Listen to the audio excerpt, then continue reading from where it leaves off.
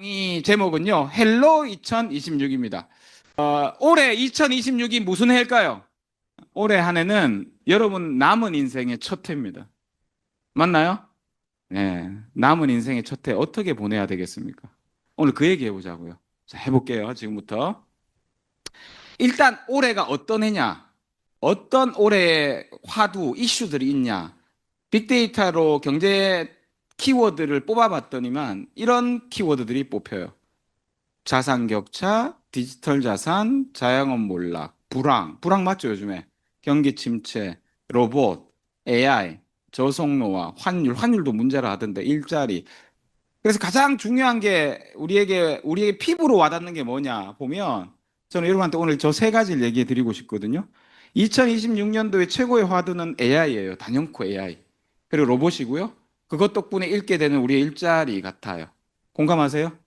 예. 여러분들 얼마 전에 충북 방송인가? 충북 MBC인가에서요. KBS네요. 이거 일주일인가 2주 됐어요. 다큐멘터리를 했는데 다큐멘터리 제목이 뭐냐면 올해 신입사원은 뭐다? 로봇이다. 대기업에서 신입사원 안 뽑아요. 예. 왜 안 뽑냐고요? 로봇 쓰면 돼요, 로봇. 예, 경력직만 뽑으려 그래요. 예, 로봇을 관리할 수 있는 사람들만. 예, 그리고요, 머리 쓰는 사람들, 머리 좋은 사람들이 했던 의사, 변호사, 개발자, 코딩하는 사람, 이런 것들은, 이거 지금 벌써 이미 AI가 장악하고 있죠. 만약 여러분이 내가 어디가 좀 안 좋아서 MRI, CT를 찍었는데 그거 판독을 맡길 때 인간 의사가 있고 AI 의사가 있다. 누구한테 맡길 것 같아요? 난 AI한테 맡길 것 같아요. 실수하지 않잖아요. 그러니까 의사가 사라지는 거예요. 제일 먼저 사라질 과, 전공이 뭘까요? 영상의학과예요. 예, 그렇겠죠. 그러니까요. 예, 그리고 요즘에 아까 우리 김창규 사장님 강의에도 잠깐 나왔는데요. 아마존에서 몇 명 해고한다 그러세요? 그래요. 60만 명이요. 개발자들 지금 다 해고하고 있거든요. 예, 그 60만 명은 노동으로 일하는 사람들도 포함된 거고요. 아마존에서 3만 명, 마이크로소프트 9천 명, 페이스북에서 2만 명, 구글에서 12,000명 해고하려고 그래요. 저들이 다 누구냐? 개발자들이에요. 한국이 얼마 전까지 초등학교에서 코딩 가르친다고 10년 전부터 돈을 엄청나게 쏟아부었는데 지금 가르치게요, 안 가르치게요? 안 가르치게요, 없어졌어요. 그럼 그 코딩 배운 아이들 뭐예요, 그거? 헛짓한 거, 헛짓. 예. 이게 현대 모습이라고요. 예. 그래서 얼마 전에 우리 왜 강의 때도 지금 되게 많이 보고 계시죠? 지금 이제 3월달 되면 시판한다잖아요. 저 그 가정부로본요. 71만 원 월 임대료 내면 가정부 일 다 해요. 그리고 이제 한국의 60세 이상이 가장 많이 따는 자격증이 뭐냐면 요양보호사거든요. 요양보호사 싹 없어지는 거죠. AI 로봇이 다 해요, 이제. 예. 이게 이제 AI와 로봇이 우리의 일자리를 침범하는 거죠. 이런 로봇이 있거든요. 보세요. 제가 보고 깜짝 놀랐어요. 로봇 하는 일을 방해를 했더니만, 아니, 로봇계 스팟 부품을 옮기는 휴머노이드 로봇 아틀라스. 작업을 방해하려고 상자 뚜껑을 닫자 다시 열고 부품을 떨어뜨리자 알아서 주워 담습니다. 선반 속 상자에 부품을 넣으려다가 선반에 걸릴 것 같으니 상자를 앞으로 꺼내기도 합니다. 이 능력이 원래 없었어요, 로봇들이요. 여러분들 집에 로봇 청소기 알죠? 그놈 어때요? 어디 가서 물건 앞에 대가리 뭐 있으면 계속 갖다 박죠? 이제까지 아는 우리의 로봇은 그랬단 말이에요. 근데 보세요, 쟤. 뭐 갖다 놓으려 그러다가 걸리니까 박스를 빼고 넣죠. 이게 인간이 하는 일이잖아요. 저게 몇 세 지능이게요? 5세 지능이에요, 5세 지능이요. 지금 5세 지능이죠. 5년 딱 지나면 10세 지능 되거든요. 여러분들 10살짜리가 어때요? 다 말귀 다 알아듣죠, 10살짜리. 그럼 인공지능 로봇이 10살짜리가 되는 거예요. 그럼요. 어떤 일이 벌어질 것 같아요? 지금도 보세요. 잠깐만. 네, 사람이 하던 일을 하나둘 AI와 로봇이 대신하고 있습니다. 문제는 그만큼 사라질 일자리겠죠. 박경준 기자가 이 사안 짚어봤습니다. 계단을 성큼성큼 올라가는 사족 보행 로봇. 복잡한 구조의 제철소를 누비고 1200도 열풍이 지나는 관도 사람 대신 점검합니다. 이전에는 화상과 가스 중독 우려로 주 1회에 그쳤던 열화상 측정. 이제는 매일 할 수 있게 됐습니다. 600km가 넘는 이송 설비를 일일이 열어 안을 보는 대신 카메라가 밖에서 센서로 점검하고 470도 고온에서 나오는 도금 찌꺼기를 삽 대신 로봇 팔로 퍼내는 것. 위험한 작업은 이제 AI 로봇 몫입니다. 물류센터에는 인간용 로봇 휴머노이드가 등장했습니다. 그냥 자동화 공정과는 달리 박스에 맞게 충전재를 넣고 움직이는 컨베이어 벨트 박스가 없는 곳을 정확히 포착해 포장한 물건을 놓습니다. 생산성을 높이고 사람 대신 위험한 작업에 투입해 작업자가 조금 더 안전하게 일할 것으로 기대하고 있습니다. 이렇게 되면요, 도대체 몇 개의 일자리들이 도대체 없어질까요? 예, 올해만 해도요, 우리나라에서 수십만 개가 없어진대요. 그 수십만 명이 일을 못하게 되는 거예요. 예. 그게 내가 아닐 거라고, 김진현 사님이 아닐 거라고. 어떻게 생각하냐고요, 이걸. 예. 과거 20년 동안 바뀐 인류의 문명이요, 지금은 2년 안에 바뀌거든요. 우리가요, 아유, 내 때는 멀었어 했던 일이 지금 내년에, 올해 딱 일어날 수 있어요, 여러분들. 당장요. 네, 그래서 사람이 하는 일이 이제 거의 다 로봇과 AI가 대체합니다. 동의하세요? 이게 2026년이 원년이 될 겁니다. 지금 여러분들 주식시장에 하늘 높이 찌르는, 하늘 높은 줄 모르고 오르는 주식들은 전부 다 로봇 AI 주식들이에요. 자, 그러면 사람이 하는 일이 거의 다 로봇과 AI가 대체가 되면 어떤 일이 벌어지냐? 세계적인 석학이었던 제레븐 에프킨, 미래학자였던 제레븐 에프킨이 20년 전에 썼던 저 책의 제목대로 되는 겁니다. 저게 20년 된 책입니다. 2005년에 나왔어요. 노동의 종말이라는 말 많이 들어봤죠? 그게 제레븐 에프킨이라는 사람이 쓴 책이거든요. The End of Work. 노동으로 먹고 사는 사람들은 모두가 대체될 것이라고 얘기했어요, 저 책에서. 근데 20년, 최 20년이 지나지 않은 지금, 20년 지난 지금 다 대체되게 생겼잖아요. 자, 그럼 저렇게 되면 어떤 일이 벌어지냐고요. 이제 우리가 우리 상황을 대입해 보자고요. 자, 대부분이 노동으로 먹고 살아요, 우리가. 그럼 우리가 다 대체되면 어떤 일이 벌어지냐고. 대체되면 될수록 점점 무슨 일이 벌어지게요? 가장 심각한 게 빈부격차가 심화됩니다. 저 책에서 예견한 거예요. 제레븐 에프킨이 무용계급이 생긴다 그랬거든요. 심지어 무용계급, 쓸데없는 사람들이 생긴다는 거죠. 네. 나이가 5, 60이 됐고요. 일자리에서 퇴직당했어. 이분들 할 일 있게 올게요. 재취업이 안 되잖아요. 자영업 힘든 거 알죠? 돈도 없어. 그럼 뭐예요? 이분이 무용계급이에요. 이런 분들이. 네. 자, 그럼 이제 이 얘기도 해볼게요. 빈부격차가 한국이 더욱 심해질 거라는 예측들이 강하거든요. 여러분들 우리나라 지금 K컬처가 대세죠. 앞에 K자 붙으면 다 X이죠. 예, 예. 근데 K 붙으면 다 좋은 것만 있는 줄 알았죠. K 붙어서 안 좋은 게 하나 있어요. K 양극화예요. 예. 이게 어떤 양극화냐 하면 이제 설명드릴게요. K자 영어 글자를 한번 보세요. K자 딱. 저게 뭘 뜻하냐 하면 자 보세요. K의 앞에 이 기둥 이거 뭐냐 하면 빠른 침체가 딱 와요. 한국에. 빠르게 확 꺼지는 거예요. 이게 2026년이 될지 7년이 될지 모르는데 제 예상으로는 저는 2026년 말이나 2027년 초가 아닐까 싶어. 빠른 침체가 딱 와요. 그러면 이제 두 가지 반응이 나와요. 한쪽은 빠른 침체가 오면 이 기회를 틈타서 성장하는 사람이나 기업이 생겨요. 급성장하는 사람. 예. 또 하나는요. 급 하락하는 사람이 생겨요. 하락하는 사람이나 기업요. 그럼 급성장하는 기업이나 사람은 왜 급성장하게 해요? 기회를 타는 거예요. 기회를. 새로운 기회에 올라타는 거죠. 이럴 때 새로운 기회가 아까 말했던 AI나 로봇이나 뭐 여러 가지 디지털 자산이나 이런 것들이에요. 그럼 하락하는 사람 기업은 급하락한다는데 이런 사람은 어떤 사람들이게요? 열심히 일해서 돈 벌어야 된다고 믿고 있는 사람들. 계속 과거의 방법을 고수하는 사람들인 거죠. 땀 흘리지 않는 자 먹지도 마라 이러면서 있잖아요. 막 미치는 거예요. 어떻게 해야 돼요? 어느 쪽으로 향하고 있는지 한번 생각해 보셔야 돼요. 어떻게 해야 될까요? 이거 위쪽으로 향하고 싶어요. 그럼 어떻게 해야 된다고요? 자, 이렇게 하시면 돼요. 계속 과거의 방법을 고수하지 마시고 새로운 기회를 찾고 공부하고 연구하셔서 거기에 올라타시는 겁니다. 그 방법밖에 없습니다. 자, 지금은요. 100년에 한 번 올까 말까 하는 부의 재분배 시기입니다. 부가 재분배될 때마다 확 뒤집어졌습니다.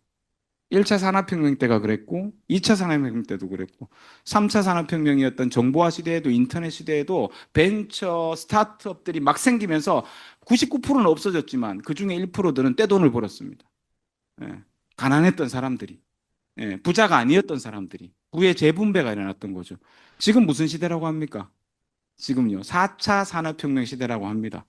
이 4차 산업혁명 시대의 핵심 키워드들은 아까도 말씀드린 것처럼 AI, 그 다음에요, 로봇, 디지털 자산, 공유, 연결, 플랫폼들입니다. 그럼 여기에 타야 됩니다, 우리가. 자, 배달의 민족 하나 만들어 보실래요? 예? AI 회사 하나 만들어 보실래요? 로봇 하나 만들어 보실랍니까? 그건 안 되잖아요. 그럼 어떻게 해요? 이렇게 잘 만들어져 있는 시스템과 플랫폼에 편승하는 수밖에 없는 거죠. 우리는요. 왜? 만들 수 없으니. 뭐 개중에 1000에 1명, 만에 1명은 만들기도 하겠죠. 예, 근데 그게 내 영역은 아니잖아요. 저는 자신 없어요. 예, 저는 자신 없어요. 요즘 여러분들 기존의 성공 공식이 완전히 깨졌다는 거 많이 느끼세요? 과거에는 공부 열심히 해서 좋은 대학 가서 좋은 데 취직해서 그러면 성공이라 그랬어요. 근데 그게 깨졌다는 게 드라마로도 막 나오잖아요. 서울의 자가에 사는 대기업 다니는 김 부장 이야기. 그 드라마가 공식적으로 우리한테 알려주잖아요. 이때까지의 성공 공식은 깨졌다라고. 예. 우리나라 교육 제도도 지금 빠르게 붕괴하고 있거든요. 여러분들 우리나라 교육 시스템의 교육 목적이 뭔지 아세요? 우리나라 교육 시스템의 초, 중, 고, 대학교라는 이 시스템의 교육 목적 저거예요. 평준화. 똑같은 기준으로 만드는 거. 그래서 말 잘 듣는 노동자를 만드는 게 대한민국 교육의 목표예요. 우리는 그 모르고 거기서 교육받았죠. 그죠? 근데 이 공식이 깨지면서 기존의 성공 공식이 깨지면서 빠르게 이 교육 시스템이 붕괴되고 있는 겁니다. 여러분 벌써 우리나라 고등학교 한 학생들의 자퇴율이 17%가 넘었습니다. 붕괴되고 있죠. 심지어 중학교도 안 가는 친구들이 우리 딸이 중학교 안 갔거든요. 중학교란다 고등학교 안 갔잖아요. 아예 입학조차 안 하는 친구들도 엄청나게 많아졌습니다. 붕괴되는 겁니다. 그럼 어떤 일이 벌어지냐? 10년, 20년 지나면 학교 그만둔 친구들이 하는 사업체에 학교 다녀서 공부 잘했던 아이들이 직원으로 들어가게 되는 거예요. 이게 미국이잖아요. 미국의 대부분의 갑부들은 우리가 흔히 아는 뭐 마이크로소프트의 빌 게이츠, 뭐 앨런 머스크, 또 뭐 세르게이 페이스북 창업자 전부 다 중퇴죠, 중퇴. 다 중퇴. 그 밑에 누가 일해요? 대학원 박사까지 한 사람들이 일하는 거 아니에요? 우리도 미국 따라가는 거죠. 그죠? 예. 그래서 여러분들 이제는 같이 한번 읽어볼까요? 저 대목. 밑에 거, 제일 밑에 거. 자, 시작. 열심히만 살아서 부를 쌓을 수 없는 시대입니다. 이거 깨달아야 됩니다. 그럼 이제 어떻게 해요? 열심히 살아서 부를 쌓을 수 없다면 그럼 어떻게 부를 쌓아야 되냐고. 부를 쌓긴 쌓아야 되고 노후도 생각해야 되고 내가 뭔가 노동이 힘을 잃는 시대라면 그 노동을 대체해서 내가 돈이 있어야 뭐 살아갈 거 아니에요. 이걸 어떻게 만들어야 되냐고요. 그래서 이 방법을 가르쳐 드립니다. 올바른 곳에 돈과 시간을 투자하셔야 됩니다. 지금은요. 올바른 곳이라 하면 올바른 산업과 올바른 방향에 여러분이 돈이 있으시면 돈을 투자하시고요.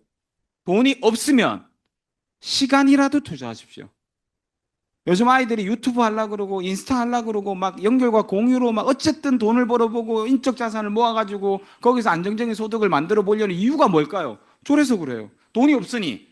돈이 있는 분들은 올바른 방향을 잘 찾으셔서 거기 투자해 보시고요. 현금 갖고 있으면 현금 녹아요. 화폐 가치는 계속 떨어지고 요즘 여러분들 지금 지난 12월도 아니죠. 이재명 대통령 당선된 작년 6월부터 지금까지 코스피 지수가 몇 프로가 올랐어요? 따블이 올랐어요. 따블이. 그게 무슨 말이냐면 그때 여러분들이 지금 6개월 동안 만약에 은행에다 1억 넣어놓으셨으면 여러분 1억은 5천만 원 된 거예요. 주식에 넣어놓으신 분은 1억 2억 되신 거고. 맞잖아요. 돈이 그만큼 녹는 거예요. 근데 몰라요. 그냥 적금하고 예금해야 되지. 그러니까 돈이 지금은 녹고 있는 시대라고요. 그 돈을 그렇다고 또 오늘 가서 어디 가서 이상한 코인 투자하고 이러지 마세요. 큰일 나요. 그러니까 올바른 산업과 방향을 알아야 된다고요. 그러면 알아야 투자를 하지. 그죠? 근데 이제 지금 제가 이 얘기하면 돈 있는 사람 좋겠다. 난 돈도 없는데 왜 하지? 지금 이제 생각 하시잖아요. 그럼 뭐 해야 되냐 하면 시간을 투자하세요. 어디다가? 자산 가치가 있는 곳에 시간을 투자하라. 영상 하나 보여드릴게요. 보세요. 시간의 가격, 시간은 돈일까? 아니면 삶일까? 18세기 벤자민 프랭클린은 시간은 돈이다라고 선언했다. 이 말은 산업혁명기의 핵심 정신이었다. 시간은 노동력으로 환산됐고 노동력은 임금으로 변환됐다. 그렇게 인간은 자신이 가진 가장 유한한 자산인 시간을 매일 조금씩 팔기 시작했다. 노동 경제학에서 시간의 가치는 시급으로 환산된다. 하지만 그 시급은 시장이 정한다. 당신의 1시간이 1만 원일 수도 100만 원일 수도 있다. 문제는 이 가치가 생명시간과 무관하다는 점이다. 돈을 많이 번다고 시간이 늘어나는 건 아니다. 오히려 자본은 시간의 자유를 가진 소수에게 집중된다.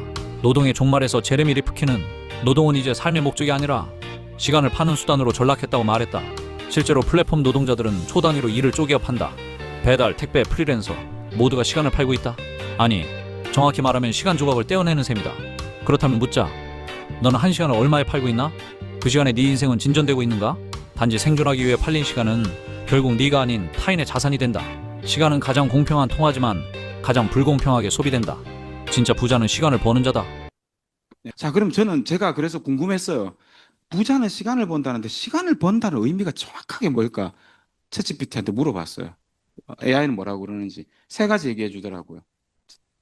첫 번째는 시간의 레버리지를 활용하는 겁니다. 타인의 시간이나 시스템을 활용해 돈을 벌어야 시간을 버는 사람입니다. 그러니까 내가 시간을 투자하지 않고 내가 직원을 고용해서 돈 벌게 하고 월급 주고 그 직원들이 벌어온 돈으로 내가 벌어. 그럼 나는 가만히 있어도 월급만 주면 돈 버는 거잖아요. 직원들이 월급만큼 이상만 벌어오면 나는 가만히 앉아서 돈 버는 거죠. 이거요, 이거. 이게 기업이잖아요, 기업. 또는요, 시스템을 활용해 돈을 버는 거예요. 시스템. 무슨 시스템? 금융 시스템. 예를 들면 내가 은행에다 100억을 넣어놔. 그럼 1년에 2억씩 늘어나요. 2억씩. 은행 이자가 그렇게 많이 주는 거였어? 안 받아봐서 몰랐잖아, 우리는. 우리는 5원, 연말에 5원 들어오고 10원 들어오고 그러지 않던가요? 입출금 통장에. 근데 누구는 100억 넣어놓고 1년에 2억씩 받아요. 우리 연봉 이상을요. 이게 금융 시스템이에요. 또는요, 우리 아메 같은 시스템이요. 내가 시간을 쌓아놨더니만 나중에 내가 일하지 않아도 나오는 수입이 돼버리잖아요. 이거예요. 1번은 시간을 번다는 의미. 두 번째가 저는 굉장히 마음에 좀 와닿던데요. 생계형 시간으로부터의 해방이 시간을 번다의 의미랍니다. 하고 싶지 않은 일을 하지 않아도 되는 시간을 확보했다는 의미랍니다. 아까 김창규 사님이 그 얘기 마지막에 하셨잖아요.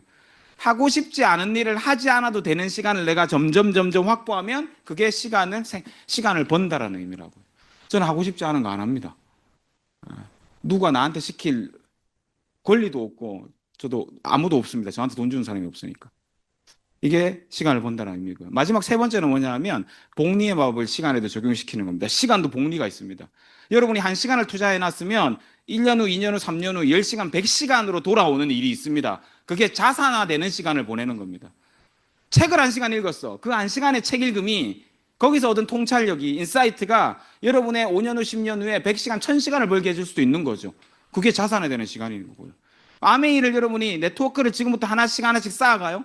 쌓여서 시간이 지나서 여러분이 플래티늄이 되고 에메랄드가 되고 다이아몬드가 돼서 네트워크를 튼튼하게 만들었어. 그러면 그게 자산화되는 시간이잖아요. 그죠? 이거라는 거죠. 이해되세요? 여러분 시간을 보셔야 됩니다. 시간을 버는 도구를 찾으셔야 됩니다. 그래서 강력히 여러분에게 주장하는 겁니다. 아멘. 제가 시간을 벌었던 방법입니다. 웬만해서 우리가 평범한 우리들이 시간을 버는 방법이 없습니다. 아멘 가능하잖아요. 왜요? 연결로요. 공유와 연결로 여러분의 플랫폼을 여러분이 만들어서 여러분이 주인이 되라고 그 기회를 준 회사가 아메이잖아요. 쿠팡요, 소비자하고 판매자하고 연결해서 돈 벌어요. 배달의 민족요, 식당하고 먹고 싶은 거 먹으려는 사람하고 연결시켜서 떼돈 벌어요. 중간에 연결만 시켜줘요. 카카오요, 사람과 사람 연결하잖아요. 지금도 카카오 없으면 못 살죠, 우리. 연결시켜놓고 거기서 돈 벌잖아요. 카카오 회사가 돈 번다는 생각하면서 카카오 쓰세요? 아니잖아요, 전혀. 아메이 뭐예요? 소비자와 아메이를 연결시켜 주는 거 아니에요, 생필품과? 그 똑같은 연결을 하는데 돈 버는 주체가 소비자냐, 쿠팡과 카카오냐, 이 차이인 거죠. 아메이는 그 기회를 누구한테 줬다? 우리한테 준 거라고. 이제는요, 매일매일 다른 사람, 다른 기업들 연결시켜서 돈 벌어주지 마시고 내 연결을 내가 시켜서 내가 시간을 버는 사람이 되셨으면 좋겠어요. 해보실래요? 자, 근데 이제 여기서부터 이제 중요한 얘기가 나옵니다. 이렇게 기회가 있는데도 성공 못한다니까요.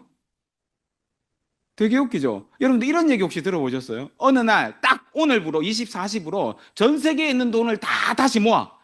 그래서 80억 인구한테 똑같이 다 나눠줘. 그리고 1년 지나면 어떻게 되게요? 또 원래대로 돌아가요. 왜 그래요? 또 있잖아요. 우리 같이 부자가 아니었던 사람은 또 그 돈 딱 받으면 헛짓한다니까. 또 헛짓한다니까, 또 헛짓. 예. 근데 부자가 돼본 사람들은 이 돈을 어떻게 불려서 다시 부자가 되는지를 안단 말이에요. 이해하시죠? 그러니까 우리가 뭘 배워야 되냐면 일확천금 벌 생각하지 말고 성공의 방법을 배워야 되는 거죠. 기회가 있는데도 성공 못하는 이유는 성공 방법을 몰라서 그래요. 근데요, 너무 대단한 건 여기 나오면 아메이 미팅에 나오면 가르쳐줘요, 안 가르쳐줘요? 다 가르쳐줘요. 돈 내라고 혹시 여기 나올 때 돈 내신 분? 여기요, 돈 내라 소리 안 한다니까요. 제가 공짜로 받아서 여러분한테도 공짜로 알려드리는 거고 여러분도 공짜로 받았기 때문에 여러분의 주변 사람들에게 공짜로 이 기회가 있다고 알려드리는 거 아니에요? 같이 하자고요? 이런 집단 조직이 어디 있습니까? 그러니까 사람들이 의심스러운 거예요. 상식적으로 납득이 안 가거든요. 뭔가 공짜로 줄 때는 이것들이 바라는 게 있을 건데 이 생각을 계속 하잖아요. 그래서 아니라니까요. 그 여러분이 잘 되시면 돼요. 이 시스템 구조 자체가 그렇게 만들어져 있어요. 누군가를 잘 되게 도와드리면 내가 성공하게 돼 있다고요. 이게 너무 대단한 일 아닙니까? 두 번째는요. 방법을 배워도 왜 성공 못하느냐 하면 스스로를 못 믿어요. 내가 잘 되겠나? 하다 보면 처음에는요 막 잘 될 것 같다가도 조금만 거절당하고 누가 한다는 사람이 갑자기 안 한다 그러고 막 이러면 내가 되겠나? 이래 버린다니까. 이것만 해결하면 돼. 이것만. 이거 어떻게 해결해요? 이거 해결하는 방법. 스폰서 상담 또요. 이거 어떻게 해결했어요? 이런 마음 들었을 때 그렇죠. 여기 나와야 돼요. 여기. 딴 데 가지 마시고 여기 나오세요. 여기. 미팅, 음원, 책, 스폰서 통해서 해결하시면 돼요. 아시겠죠? 오늘 그러면요. 이거 성공하는 방법. 기회를 잡고 성공할 수 있는 세 가지 여러분들에게 노하우. 제가 생각하는 이 세 가지 알려드리도록 할게요. 기회를 성공으로 만드는 방법 세 가지입니다. 자, 정리해 볼게요. 세 가지. 1번, 같이 읽어볼까요? 1번, 정체성 확립. 2번, 완벽주의 버리기. 3번, keep going. 자, 정체성 확립이라는 것부터 해볼게요. 나를 못 믿게 되는 가장 큰 이유가 내가 나를 안 될 사람으로 자꾸 쳐다보고 규정해 버려요. 그래서 스스로를 못 믿게 되는 거예요. 이게 성공과 실패를 가르는 제1요소가 뭐냐면 수많은 성공학서적에서 뭐라 그러냐 하면 내가 나를 어떻게 바라보느냐예요. 여러분 스스로를 성공하기에 충분한 사람이라고 바라보십니까? 그렇죠. 이 땅에 태어난 우리가 원래 태어날 때부터 가난한 사람, 성공할 사람 정해져 있나요? 근데 누구는 성공해야 되고 누구는 성공 못 해야 돼요? 송충이는 솔림 먹어야 돼요? 오르지도 못하려면 쳐다보지도 말아야 돼요? 뱁새가 황새 따라가면 가랭이가 째져야 돼요? 근데 우리를 그거를 철떡같이 믿으면서 우리의 부모님들이 뭐 하려 그러면 야 송충이 솔림 먹어야 되는데 뭐 이런 소리 듣고 그런가 봐 이러고 그렇게 교의주의 받아왔잖아요 우리가. 깨자고요. 왜 우리는 부자가 되면 안 돼요? 왜 우리는 잘 살면 안 돼요? 한평생 잘 살다 가면 안 되냐고요. 이때까지 고생했는데. 이게 중요해요. 여러분들 바보 빅터란 책 아세요? 빅터란 사람이 있어요. 영국계 이민자인데요. 어릴 때부터 머리도 안 좋고 공부도 못하고 부진하고 하니까 학교에서도 욕먹었대요. 야 너는 학교 계속 못 다니겠다. 학교 다녀봐야 소용없겠다. 맨날 왕따 당하고 뭐 혼나고 그러다 결국 학교를 퇴학당했어. 그래서 막노동을 전전하다가요. 그냥 이렇게 생계를 꾸려 나가다가 나이가 되니까 군대를 가야 되잖아요. 군대를 갔어. 군대 가서도 막 어벌어벌 하고 있는데 어느 날 IQ 검사를 한 거예요, 군대에서. 왜 군대에 이제 포병 배치하고 이런 거 배치하려면 머리가 조금 있어야 되니까 IQ 검사를 딱 했는데 검사 결과가 군대 역사상 가장 높은 IQ를 받은 거예요, 사람이. 천재였던 거예요, 천재. 알고 보니까. 167인가 나왔대요. 예. 그때부터 이 사람이 자기가 머리가 좋다는 걸 알기 시작해서 이제 배치도 이제 막 이렇게 머리 쓰는 일을 배치하게 된 거예요. 거기서도 월등한 실력을 막 뽐내니까 인정받기 시작하고 나와서도 막 이제 일하는데 막 직장에서 인정받기 시작하다가 그 세계에서 머리 좋은 사람들만 모여 있는 그 뭐 모임이 있다대요. 멘사에 합류하게 된 거야. 멘사에 들어가서 뭘 하기 시작했냐 하면 이분들이 나처럼 사람들이 어릴 때부터 뭔가 정확한 검사 툴이 있으면 검사하는 도구가 있으면 어릴 때부터 쉽게 이 사람이 천재인지 아닌지를 알 수 있을 건데 자기는 그런 게 없어가지고 군대 가서 알았다는 거지. 그래서 이 사람이 뭘 하는데 자기의 일생을 헌신했냐 하면 그 툴 만드는 거. 무슨 퍼즐 같은 거 만들어서 이거를 1분 내에 맞추면 130 이상, 뭐 30초 내에 맞추면 140 이상 이런 툴을 만든 거야. 그 툴을 만들어서 전 세계에 보급하기 시작했어. 그걸 인정받아가지고 이 빅터는요, 전 세계 맨사 그 명예회장으로 추대가 될 정도로 헌신하면서 사셔다가 2000년도에 돌아가셨어요. 그분의 실화를 바탕으로 쓴 책 이름이 바보 빅터예요. 자, 그러면 이 빅터는 원래 그렇게 학교에서 욕먹고 왕따 당하고 퇴학당할 때 그럴 만한 사람이었습니까? 아니었잖아요. 그죠? 자신의 그 잠재력을, 숨어있는 능력을 못 알아챈 거죠. 여기에요, 다이아몬드가 되지 않을 분 아무도 없어요. 성공하지 못할 분 아무도 없는데도 불구하고 우리는 그렇게 어릴 때부터 우리 집에는 부자 안 난대. 우리 집에는 다 직장 생활한대. 사업하지 말래. 뭐 이런 소리 듣고 살았어요. 그러니까 나는 사업하면 안 되는가 봐. 나는 그냥 이렇게 평범하게 사는 게 맞는가 봐. 우리 가족, 우리 핀가 봐, 이게. 이러면서 여러분들 다 그렇게 산 거 아니에요. 왜 그래야 되는데요? 왜 그래야 되냐고. 여러분들, 무엇이든 여러분이 원하는 게 있으면 그 원하는 걸 이룰 수 있는 사람들입니다. 스스로 믿어보자고요. 믿어보자고. 지금부터 좀 믿어보자고. 이게 정체성이에요. 내가 나를 어떻게 바라보느냐. 여러분은 무엇이든 할 수 있는 존재입니다. 믿을 거죠? 잘 안 믿길 때는 또 오세요. 또 나오세요. 또 나오세요. 그럼 계속 여러분들 믿어지게 해드릴게요. 그럼 우리 함께 성공할 수 있어요. 네. 자, 두 번째. 이 정체성이 확립되고 난 다음에, 그러면, 그럼 해볼까? 그러면 이제 이렇게 행동 단계로 와요. 이때 주의해야 될 게 뭐냐 하면 사람들이 머뭇거린다고요. 왜요? 대부분의 사람이 완벽주의가 있어요. 잘 배워서 잘 할 수 있을 때 뭔가를 하려고 그래요. 그게 실패자의 생각이에요. 성공한 사람들은 그렇게 안 해요. 어떻게 하게요? 일단 시작합니다. 그리고 하면서 완벽해집니다. 이게 성공하는 사람들의 마인드고 행동법입니다. 그럼 배우면 되잖아요. 성공하는 사람들이 어떻게 하는지 우린 따라하면 돼요. 가만히 보면 실패하는 사람들이 하는 방법이 있거든요. 뭐요? 미루고 뭔가 있으면 적어놓고 나중에 해야지 하고 안 하고, 해야지 말만 하고 그 시작되는 행동 첫 시작을 안 해. 뭔가 마음 먹고 결단했을 때 그것과 연결된 일을 48시간에서 72시간 이내에 하지 않으면 그걸 안 할 확률이 97%가 된대요. 예를 들면 다이어트를 하겠어, 올해. 했어. 그러면 48시간 이내에 뭘 해야 되냐? 헬스라도 끊어야 돼. 가는 건 나중에 가더라도 끊어야 돼. 끊으려면 가야 되잖아. 요거 뭔가 단초가 되는 행동 하나 시작하는 걸 48시간에서 72시간이 안 하면 안 하게 된다고. 그러니까 여러분들 자꾸요, 뭔가 내가 사업 설명을 잘 못해요, 내가 아직 제품 지식이 잘 없어요, 그래서 말하기가 그래. 아니요. 여러분이 확신이 딱 생기면 그 다음부터 그냥 하는 거예요. 하시는 거예요. 해서 실패는 없어요. 했는데 잘 안 됐어. 그러면 경험. 했는데 잘 될 수도 있잖아요. 그러면 좋은 거. 그러니까 실패는 없다. 했는데 잘 안 되면 경험, 잘 되면 좋은 거. 그리고 스폰서랑 상담하면서 고쳐 나가시면 되잖아요. 제가 몇 달 전 드림데이 때 펠리컨적 사고방식이라고 보여준 적 있죠. 이게 지금 여러분에게 가장 필요한 것 같아요. 펠리컨 아시죠? 펠리컨, 막 불이 이만한 거. 펠리컨은 어떤 사고를 갖고 있냐면 요즘에 기업에서 유행이거든요. 저게 일단 입부터 벌리죠. 뭐냐 하면 일단 입에 다 넣어요. 다 넣어.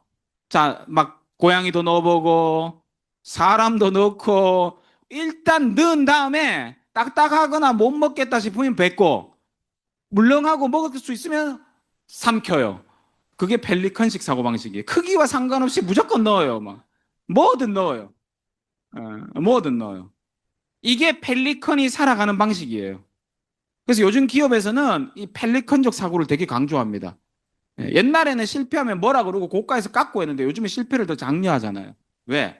금방 말한 것처럼 실패해서 안 되면 경험이고 되면 좋은 거니까. 100번 실패했어. 1000번 실패했어. 1000번 안 되는 방법을 경험한 거예요. 그럼 다음부터 실수 안 하겠죠. 그러니까요. 하세요. 해야 돼요. 그게 두 번째 성공하는 사람들이 가지고 있는 기회를 성공으로 만드는 방법입니다. 그래서 이렇게 생각하시면 좋겠어요. 뭐든지 시작할 때는 잘할 수 있어요, 없어요? 없잖아요. 여러분들 지금 하시는 일도 처음 시작할 때 잘했어요? 못했을걸요? 그렇다고 때려치웠어요? 아니잖아요. 계속 다니다 보고 못해도 좀 배우고 하다 보니 잘하게 된 거 아니에요? 이게 성장 마인드셋이라 그러거든요. 지금의 나는 못한다고 생각할 수 있죠. 하지만 배우고 경험하고 변화해 가면 나는 무엇이든 해낼 수 있는 존재가 될 수 있거든요. 여러분들이 여기 1년, 2년 안 빠지고 나왔다 생각해 보세요. 미팅에. 그럼 1년, 2년 후에는 제품 얘기도 잘 할 수 있을 거고 많이 써봤으니까 사업 설명도 할 수 있을 거고, 아미 이런 거야, 네가 오해하고 있는 거야, 이런 거니까 한번 같이 알아보자, 한번 초대해보고 할 수 있을 거 아니에요. 그럼 그때 여러분을 한번 믿어보는 거예요. 아, 지금은 이렇지만 시간 지나면 나도 잘할 수 있을 거야 라고 믿어보는 거죠. 미래의 나를 믿어보세요. 지금의 나가 안 믿기면. 예, 손재모 말씀입니다. 저 박수 칠 일인가? 자, 마지막 세 번째요. 그럼에도 불구하고 하다 보면 잘 안 될 때가 많아요. 인정하자고요. 세상에 내 뜻대로 되고 내 생각대로 다 될 것 같았으면 여러분 이렇게 안 살죠? 예? 안 그래요? 그럼에도 불구하고 하다 보면 안 될 때가 많다니까요. 그럴 때일수록 계속하는 힘이 성공하는 사람들의 힘이에요. Keep going 하시라고요. 물방울이요, 빗방울이 저 바위를 뚫을 때요, 힘이 세서 뚫게요? 아니에요. 하다 보면 바람에 날리기도 하고요. 그럼에도 불구하고 하루, 한 달, 1년, 10년 떨어지다 보면 결국 구멍을 내요. 빗방울이 바위를 뚫는 건 힘이 아니라 뭐라고요? 꾸준함이에요. 하다 보면 잘 안 되는 구간이 있어요. 그래서 계속 하시는 거예요. 중간에 꺾이지 않는 마음이 제일 중요합니다. 이걸 뭐라 그래요? 중꺾마라 그러죠. 이건요, 과학적으로도 너무너무 많이 증명되어 있는 거예요. 그 코넬 대학교에 더닝이라는 사람과 크루거라는 교수가 시간이 지나면서 점점 능력이나 경험이 쌓이는 일의 특성이 있다고 연구를 했어요. 그래서 이런 그래프를 하나 만들어낸 거예요. 더닝 크루거 효과라고. 이게 코넬 대학교 사회심리학과 교수 둘이서 만든 거거든요. 이게 뭐냐 하면 아메리카 똑같아요. 처음에 뭔가를 딱 배우잖아요. 딱 배울 때 조금만 배우면 이제 완전 있잖아. 나 다 할 수 있겠다. 막 이래 돼버려요. 우와, 다이아몬드 6명만 하면 된다고? 뭐, 껌이네. 뭐 이래 돼요. 그게 뭐냐면, 우매함의 봉우리. 그러니까, 스스로를 경험치에 비해서 과대평가하게 돼요. 초기는요. 그래서 가다가 깨지죠, 이제 막. 아, 3명, 4명 깨지고 나면 어떻게 되냐면, 뭐, 이거 안 되네, 이거. 나 뭐 할 일인갑다, 이거. 어렵다, 아메.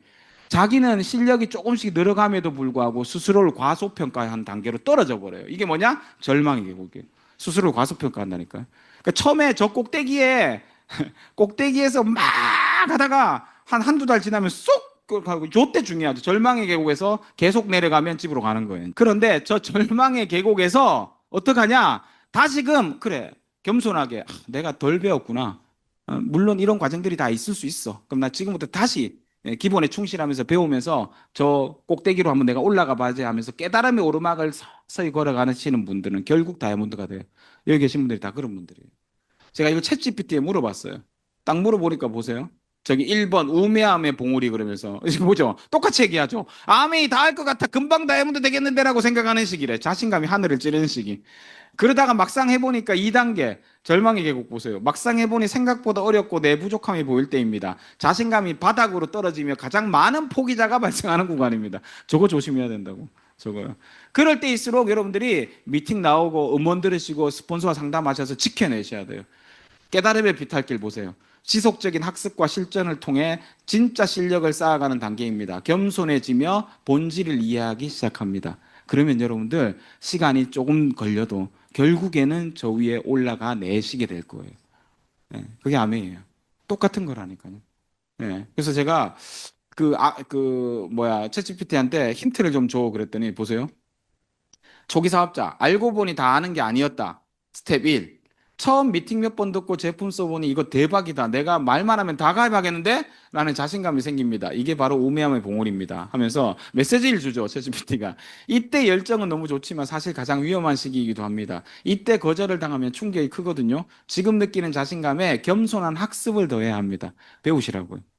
2단계 있는 분, 손 들어보세요. 지났어요? 네, 겸손하게 배우시면 돼요. 자, 이제 2단계예요. 스텝 2 뭐냐 하면 여기 절망의 계곡이죠. 사업이 왜 이렇게 어렵지? 성장통의 시기를 겪고 있는 분. 제가 봤을 때 많은 분이 2단계일 것 같았어요. 현장에서 거절도 당하고 파트너 관리가 마음처럼 안 될 때 절망의 계곡에 빠집니다. 나랑은 안 맞나 봐라는 생각이 들죠. 챗GPT도 이런 마음을 너무 잘 알죠.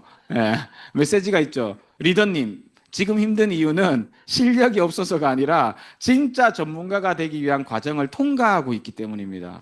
멋지게 얘기해 주잖아요. 통과하고 계신 거예요. 이 계곡을 지나야만 진짜 다이아몬드가 가는 비탈길이 나옵니다. 아시겠어요? 예. 자, 3요. 탱코라는 단단한 지팡이를 짚고 오르는 길입니다. 저기가 깨달음의 오르막은요. 절망의 계곡을 빠져나오는 유일한 방법은 막연한 감정이 아니라 객관적인 시스템에 몸을 맡기는 것입니다. 내 기분과 상관없이 매일 책을 읽고, 자, 저기도 써놨죠? 내 감정과 상관없이 매일 책을 읽고 음원을 듣고 미팅에 참석하며 탱코를 실천하는 분들이 바로 깨달음의 비탈길에 들어선 분들입니다. 여러분, 사업을 하다 보면 내 마음 같지 않아 답답할 때가 있죠? 그때가 바로 감정을 버리고 시스템 안으로 들어올 때입니다. 챗GPT 똑똑하죠? 예, 그러니까 여러분한테 메시지 주는 거잖아요. 여러분 어디 계세요? 대부분이 저기 있죠. 절망의 계곡. 스스로를 과소평가하지 마시고 우리는 할 수 있는 존재입니다. 2026년 붉은 말의 해, AI, 로봇, 우리의 일자리들을 위협하고 있고요. 어떻게 살아야 될지 자영업은 힘들고 답답하고 미치겠고요. 그 가운데 여러분들 아메이라는 도구가 우리의 시간을 벌어주는 일이 되지 않을까 싶거든요. 예, 영상으로 마지막 한번 여러분에게 메시지 드리고 마무리할게요. 같이 한번 보겠습니다. 한 걸음 한 걸음 나아가는 길이 왜 괴롭지 않겠어요? 고통, 절망, 좌절 이런 것들로 점철된 길 수시로 포기라는 유혹이 엄습을 할 겁니다. 주변의 모든 사람들 다 부정적으로 아마 얘기를 해줄 거예요. 그냥 나도 심지어는 나를 못 믿겠는데 남들이 나를 믿어주겠습니까? 그럼에도 불구하고 무직하게 앞으로 나아가는 거야. 계단 올라가듯이. 일정 양을 누적을 계속 시키고 향상감 체크하면서 이전보다 나아지고 이전보다 나아지고 이전보다 나아지고 그게 불가능한 일이야? 그렇게 하니까 그 닫혔던 문이 열리더라고. 인생의 길이 나타나더라고. 내가 원하는 인생 살게 되더라고요. 주변 사람들이 뭐라고 하든지 내 인생, 내 길 내가 선택하고 내가 거기에 대해서 책임을 지는 거지. 포기 안 하는 거예요. 근데 이거를 내가 스스로 안 된다고 생각해버리면 그때는 진짜 불가능이 되는 거예요. 예, 마지막 멘트요. 내가 스스로 안 된다고 생각하면 그게 안 되는 일입니다. 예, 될 수 있는 일이고 할 수 있는 일이거든요. 그 믿음부터 세워보시고요. 한 걸음 한 걸음 한 걸음 걸어가다 보면 결국 되지 않겠어요? 그죠? 예, 그렇게 될 거라 확신하고요. 함께 여러분들 2026년 한 해 폭풍 성장하는 우리 사람들 되시길 응원하겠습니다.